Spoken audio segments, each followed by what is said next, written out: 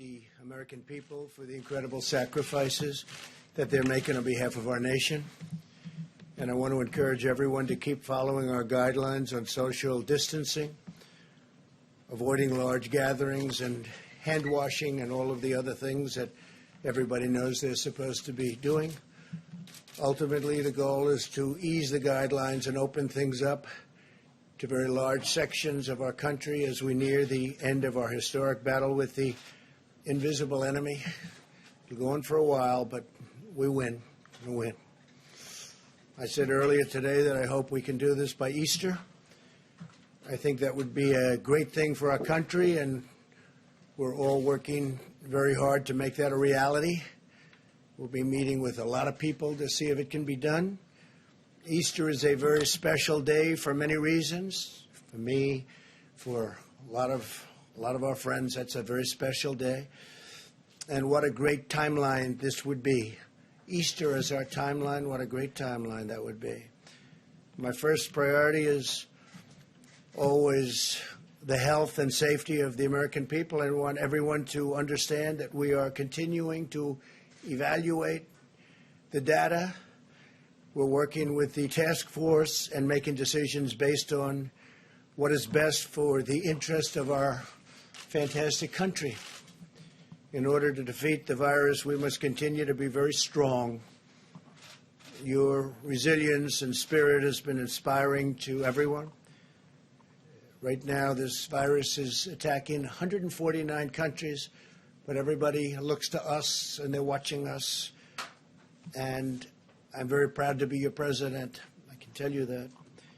There's tremendous hope as we look forward and we begin to see the light at the end of the tunnel. Stay focused and stay strong, and my administration and myself will deliver for you as we have in the past. Let me provide you an update on critical preparations and supplies in our war on the virus. Through FEMA, the federal government is distributing more than 8 million N95 respirators, 14 million surgical masks, and many, many millions more under order, and they'll be arriving soon. 2.4 million face shields, 1.9 million surgical gowns, 13.5 million gloves, and more than 4,000 ventilators to the areas of greatest need have already been sent, and we have 4,000 being delivered to New York. The federal government is using every resource at its disposal to acquire and distribute critical medical supplies. The core element of this strategy is my executive order authorizing the use of the Defense Production Act, which has, as you know, already been activated actually a long time ago, quite a long time ago. Private companies are heeding our call to produce medical equipment and supplies because they know that we will not hesitate to invoke the DPA in order to get them to do what they have to do. It's called leverage. You don't have to use it from the standpoint of actually it's been activated, but you don't have to use it. But the threat of it being there is great leverage, and companies are doing as we ask, and companies are actually even better than that. They're coming through and they're calling us. And it's been really something to see. This morning, Ford, 3M, General Electric Healthcare are making tremendous numbers. They've already started of respirators, ventilators, and face shields. They're working together. We didn't have to exercise or utilize the DPA in any way. The fact that we have it helps, but we didn't have to, and for the most part, we won't have to. We're receiving full cooperation from companies with the understanding that the federal government stands ready to compel cooperation if need be. We haven't found that to be the case. It's been really amazing to see these big, strong, powerful, in some cases very small companies, family-owned companies, step up and make a lot of great product for what we're going through and what we will continue to be going through for a while. The Army Corps of Engineers and the National Guard are building 4 hospital facilities in New York City at the Javits Center, which will be operational very soon. They've already started. In addition, they're building 4 separate medical facilities in different parts of the state. We're dealing with Governor Cuomo on that. So you're going to have 4 hospitals and 4 medical facilities at the highest level, too. Really incredible facilities. Temporary, but incredible.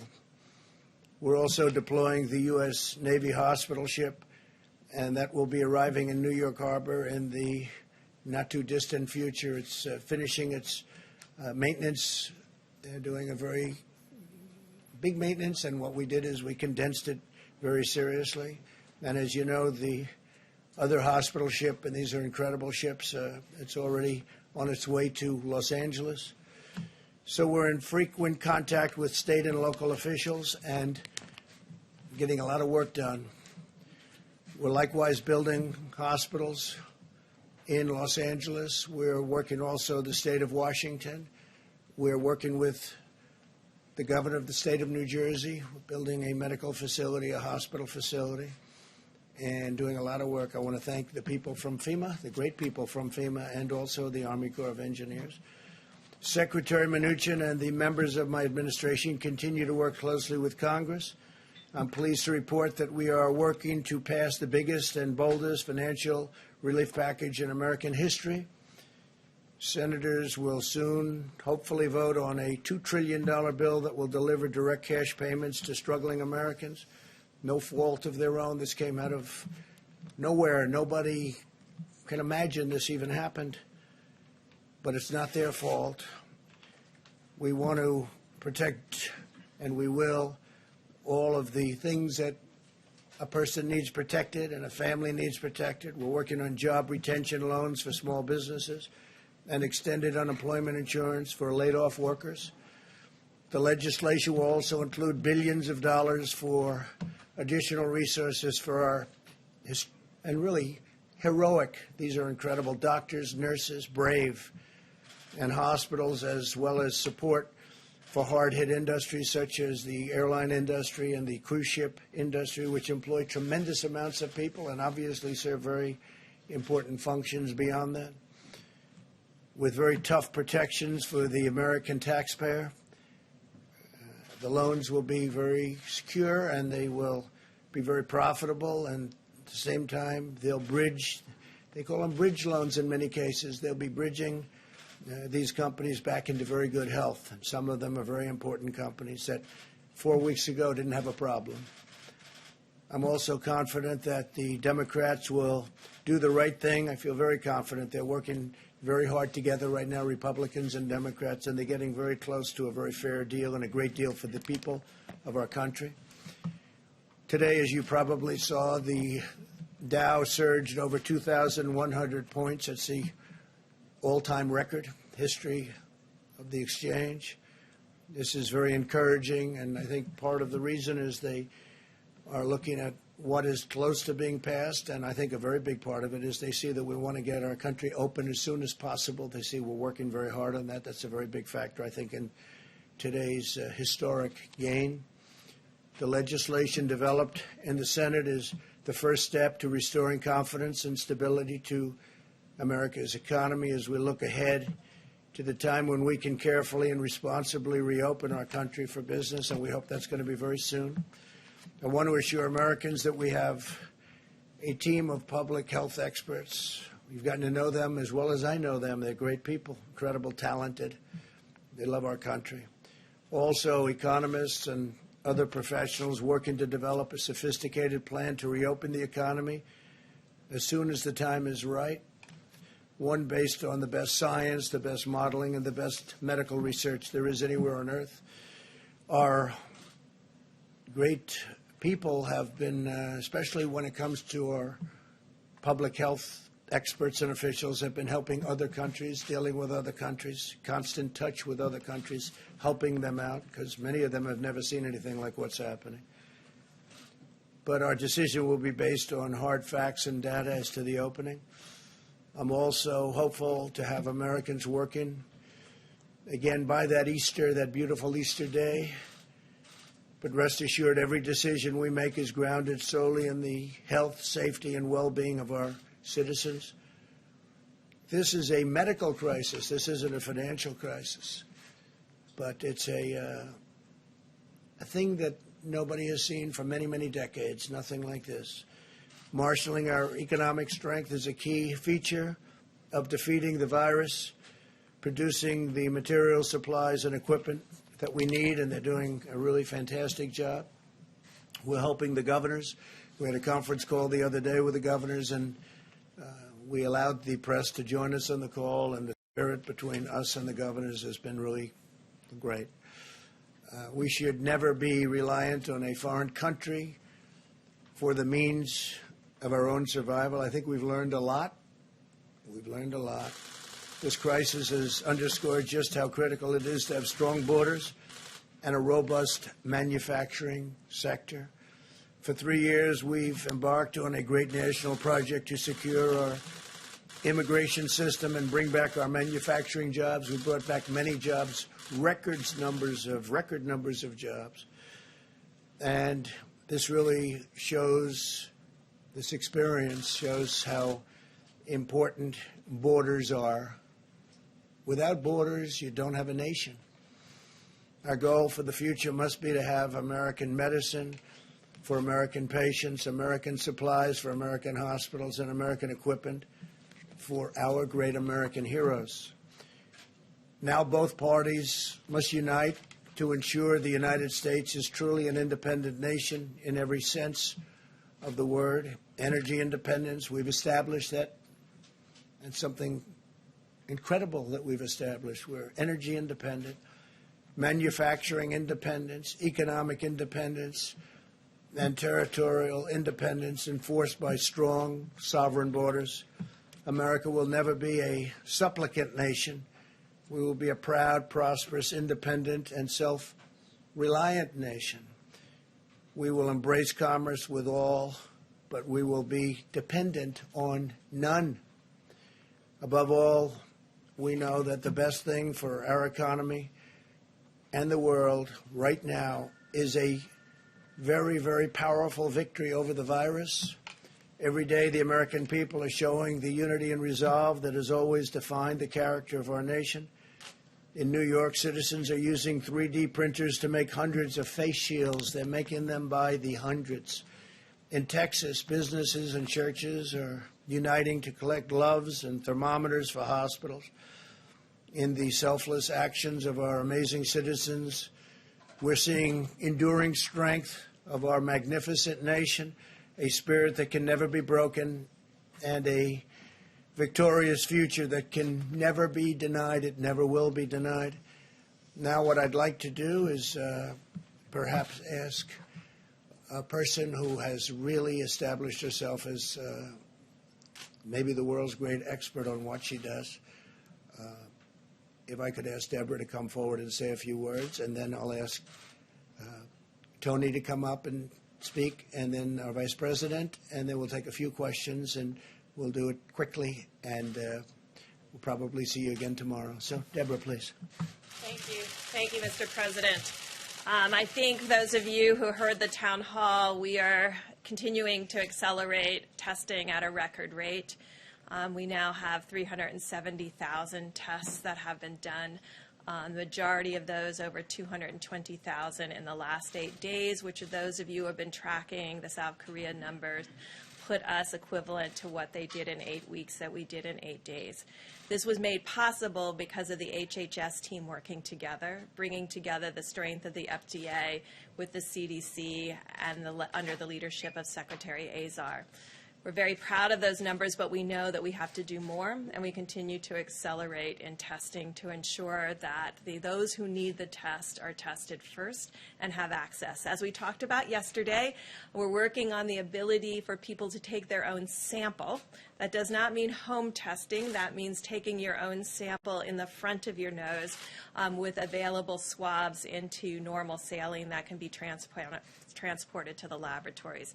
That will allow and free up all of the drive-thrus to be very sparing on PPE, because you'll be able to do that with gloves rather than the full PPE outfits. This will allow for more of that PPE to be dedicated to our hospitals.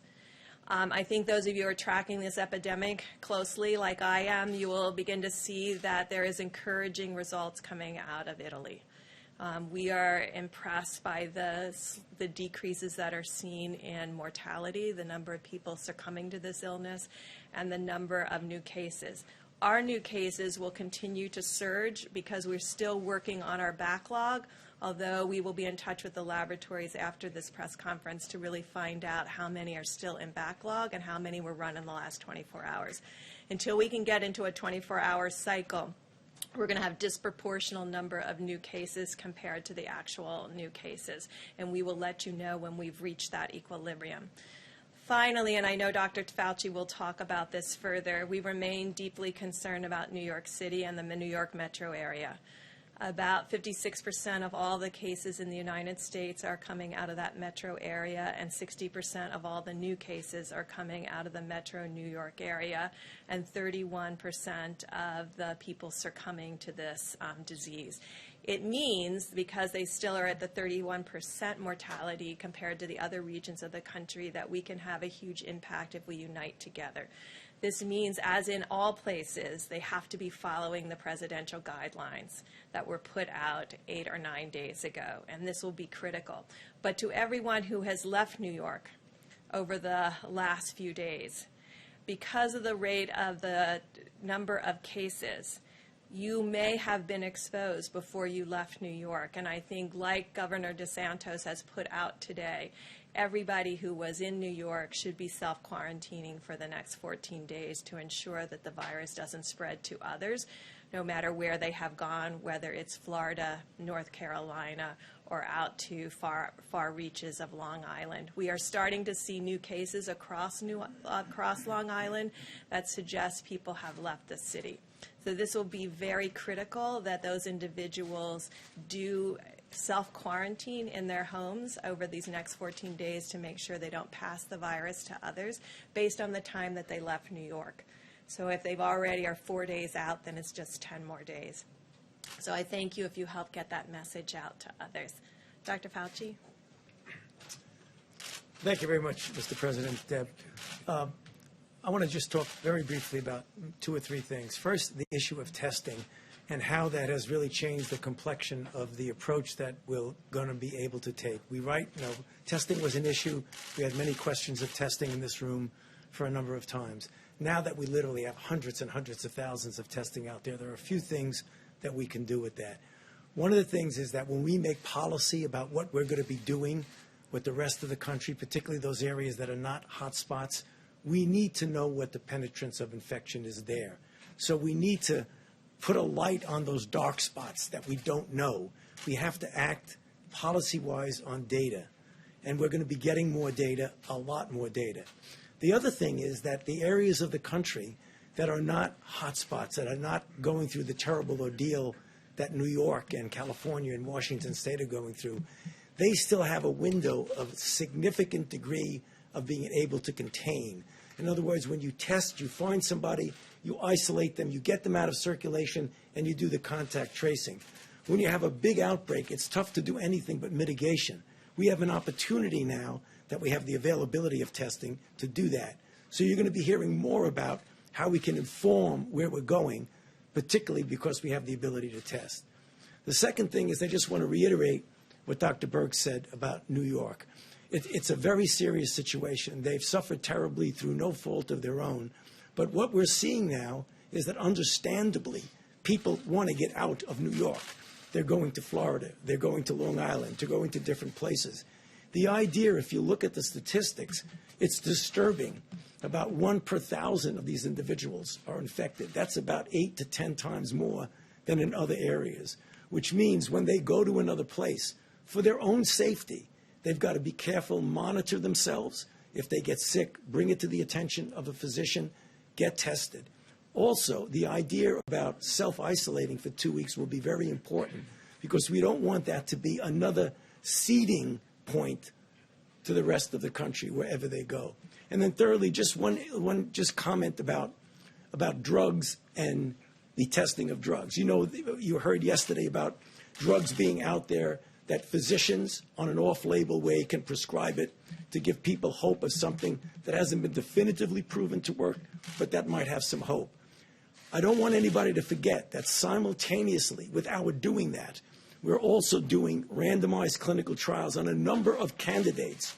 You've heard about candidates, but there are others in the pipeline where we'll be able to design the study, and over a period of time, particularly since we have so many infections, we'll be able to determine definitively, are these safe and are they effective? We're talking about remdesivir, other drugs, immune sera, convalescent sera, monoclonal antibodies. All of these are in the pipeline now, queuing up to be able to go into clinical trial. So I'll stop there and talk. Thank you, Tom. Good job. Larry, how about just a quick few minutes on how we're doing over at the Hill? Thank you, sir.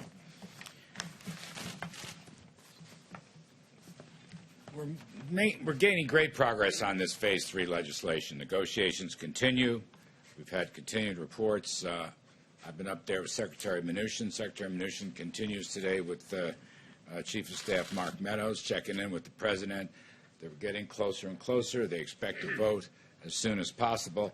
I just want to walk through a couple of key points. This legislation is urgently needed to bolster the economy, provide cash injections and liquidity, and stabilize financial markets to get us through a difficult period, a difficult and challenging period in the economy facing us right now, but also to position us for what I think can be an economic rebound later this year. We started the year very strong, and then we got hit by the coronavirus in ways that probably nobody imagined possible.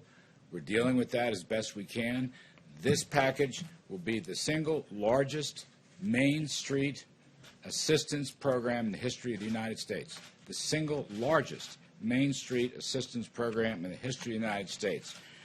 Phase 2 delivered the sick leave for individuals, hourly workers, families, and so forth. Phase 3, a significant package for small businesses. Loan guarantees will be included. We're going to take out expenses and lost revenues. As the President said, eligibility requires worker retention. We will maintain, the people eligible will maintain their payrolls during this crisis period. And on top of that, we will have direct deposit checks of roughly $3,000 for a family of 4, and that will bridge to enhanced, plussed-up unemployment insurance benefits that will essentially take those up to full wages. This is 1, 2, 3, 4.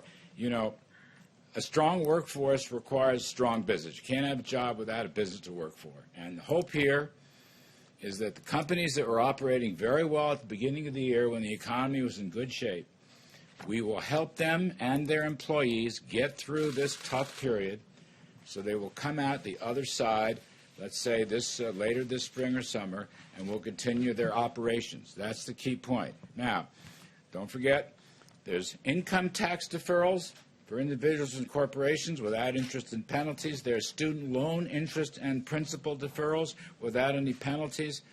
And finally, I want to mention the Treasury's Exchange Stabilization Fund.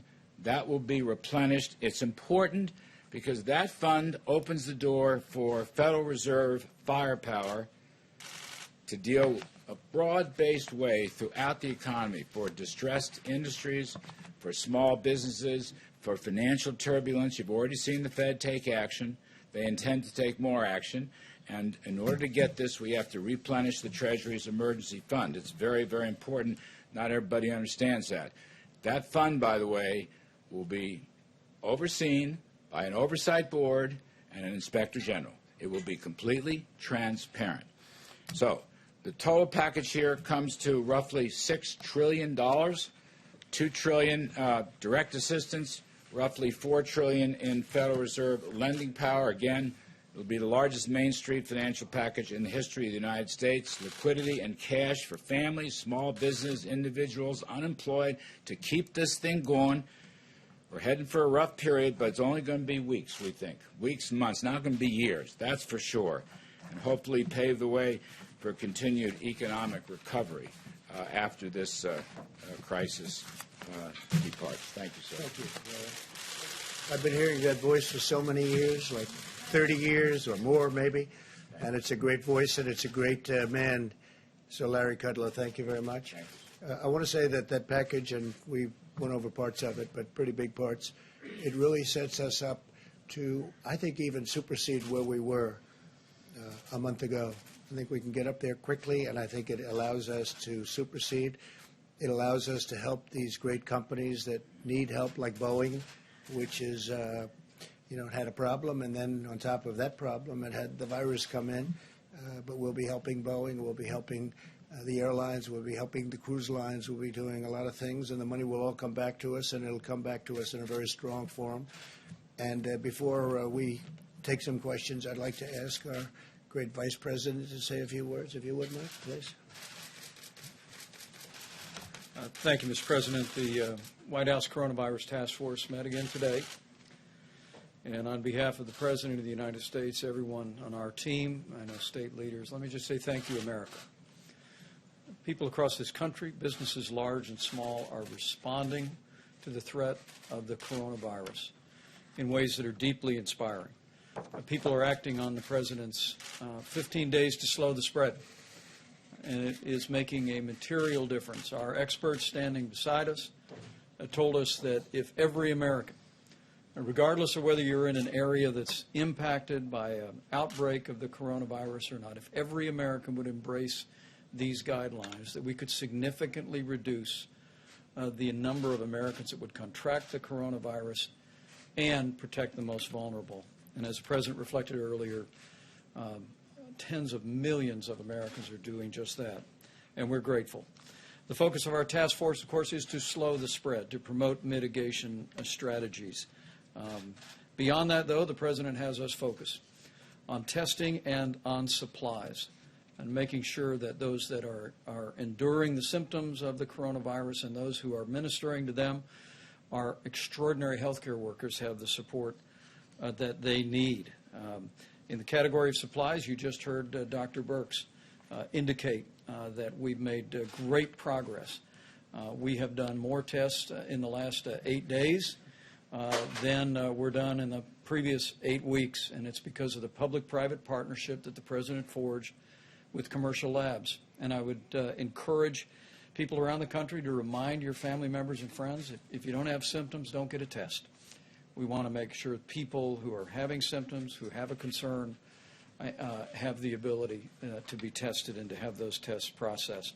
We're continuing to urge all county hospitals, all labs around the country to report to the CDC all the results of the test, as it'll give these experts around us the ability to continue to advise the President on best practices. As I mentioned, we all continue to follow the outbreak around the country and the test results. But as several have mentioned, we're particularly focused on New York. The reality is the New York metro area was 60% of the new cases in the country. And specifically, as a layperson, I can tell you that the infection rates are roughly 1 in 1,000 in the New York City metropolitan area, where they are 0.2% per thousand or 0.1% per thousand in places like Washington State. It is the reason why today the White House Coronavirus Task Force is calling on any American, first and foremost, if you're in the New York City metropolitan area or elsewhere, to take the guidelines that we issued and avoid non-essential travel. But for anyone in the New York metropolitan area who has traveled, our task force is encouraging you to monitor your temperature, be sensitive to symptoms, and we are asking anyone who has traveled out of the New York City metropolitan area to anywhere else in the country to self-isolate for 14 days. We have to deal with the New York City metropolitan area as a high-risk area. And for that reason, we're taking these steps and asking for the cooperation of the American people. Because of the spread in New York City, we will continue to surge resources. The President has described this. FEMA is coordinating with New York State for the arrival of the USS Comfort in just a matter of a few short weeks. Over the next 24 hours, more than 4,000 additional ventilators will be delivered to New York State as well. New York State has prioritized 3 alternative medical facilities, and at the President's direction, the Army Corps of Engineers is working on plans to build those facilities out. You've heard the President speak about the Javits Center, the addition of 1,000 beds, and will continue. I want the people of New York City and the greater New York City area to know that we're with you. We're going to continue to provide resources to support your state and local officials as they confront the spread of the coronavirus in that great city. On the subject of supplies, we had team meetings today at FEMA, which is working on identifying the critical personal protective equipment and ventilators. At this point, FEMA informs us today that they are distributing 7.6 million N95 respirator masks, more than 14 million surgical masks, and FEMA has already shipped 73 pallets of personal protective equipment to New York, 36 pallets of personal protective equipment to the state of Washington. We'll be meeting again tonight. As you know, the President stood FEMA as a national response center up, and they are in the lead for the approach to the coronavirus, which is locally executed, state managed, and federally supported. And we'll continue to surge those resources and make sure that they're available. One last word, if I may. The President reflected on the response businesses around the country have brought to this moment. It truly is extraordinary.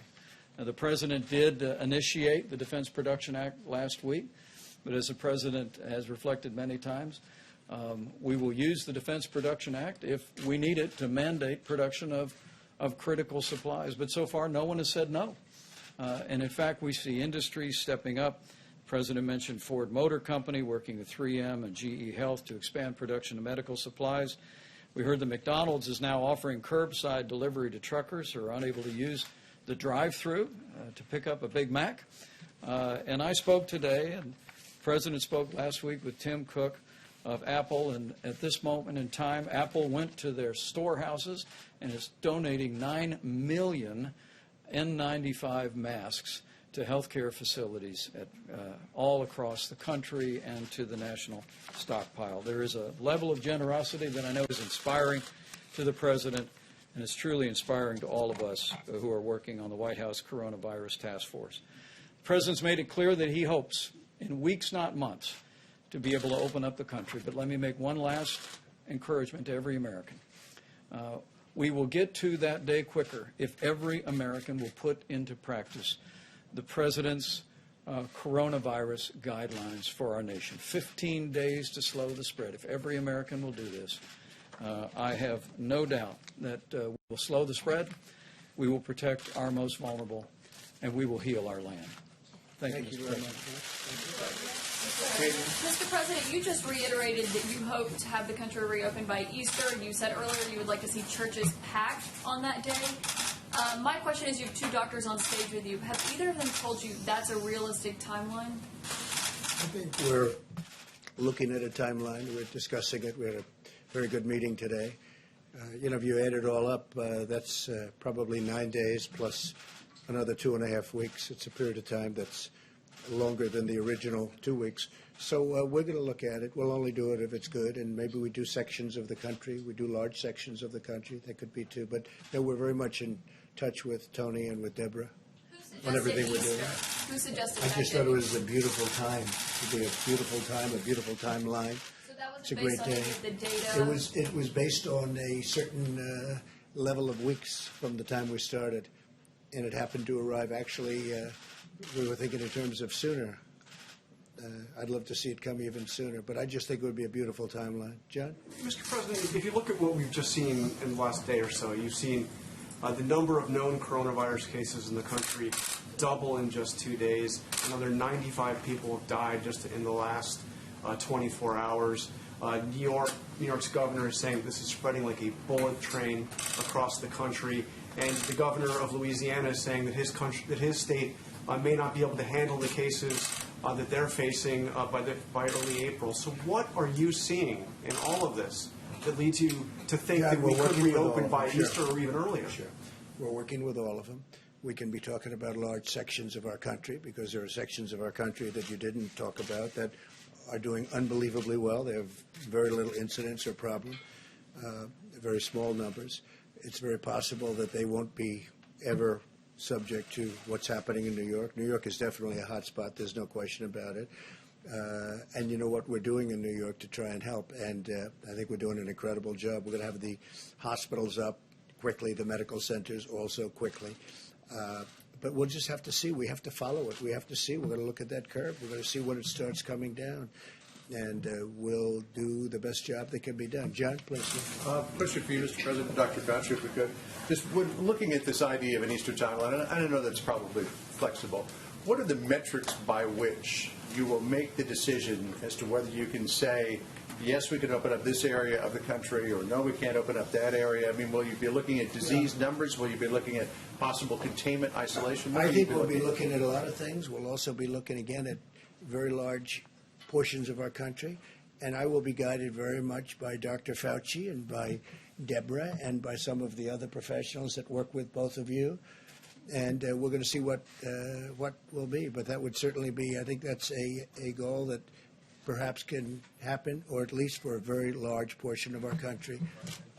Dr. Fauci, since, as the President said, you and Dr. Birx and others will be guiding him in making the decision, where are you now at this timeline of 19 days from now? So, I mean, that's really very flexible. We just had a conversation with the President in the Oval Office talking about, you know, you can look at a date, but you've got to be very flexible. And on a literally day-by-day and week-by-week basis, you need to evaluate the feasibility of what you're trying to do.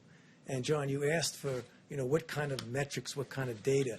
When you look at the country, I mean, obviously, no one is going to want to tone down things when you see what's going on in a place like New York City. I mean that's just, you know, good public health practice and common sense.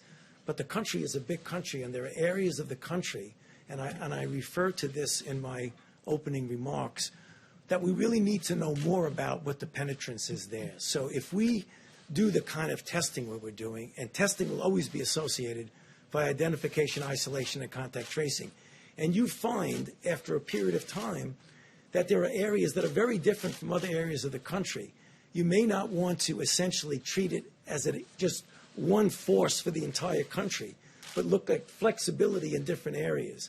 So I think people might get the misinterpretation, you're just going to lift everything up, and even somebody's going like that. I mean, that's not going to happen. It's going to be looking at the data.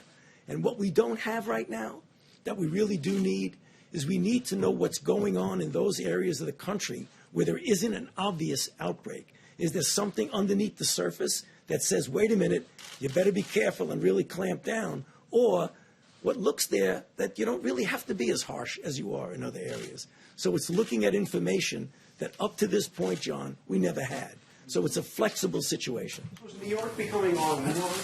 Is New York becoming the epicenter? Well, it certainly is by far the, if you call it hot, if you call it any word you want to use, it is at a level that I was speaking to Tony before. It's a level that no place else is close. It's very unfortunate.